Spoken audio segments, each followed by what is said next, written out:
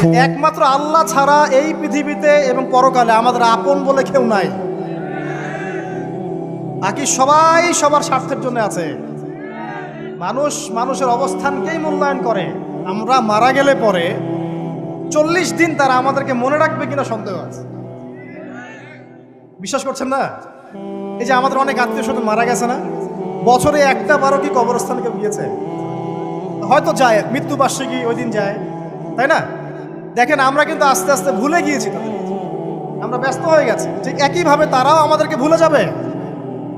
এই জন্যে আমি বারবার আপনাদেরকে মনে করে একটা কথা, আমার জীবন থেকে উপলব্ধি করি একটা কথা, যে একমাত্র আল্লাহ ছাড়া এই পৃথিবীতে এবং পরকালে আমাদের আপন বলে কেউ নাই। বাকি সবাই সবার স্বার্থের জন্য আছে।